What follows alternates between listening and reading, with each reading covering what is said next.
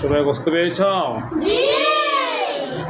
দোয়া করবা যারা তোমাদেরকে এই ঈদের দিনে খুশি করেছেন, আল্লাহ তাআলা যেন তাদেরকে জান্নাতে খুশি করেন বলে আমিন। আল্লাহ তাআলা যেন তাদেরকে জান্নাতে একটি সুন্দর পালাখানার ব্যবস্থা করে দেয় বলে আমিন। আল্লাহ তাআলা যেন তাদেরকে কবুল করেন বলে আমিন। তারা যেন তোমাদের পাশে থাকতে পারেন এবং তাদেরকে যেন আল্লাহ রাব্বুল আলামিন সেই তৌফিক দান করে বলে আমিন।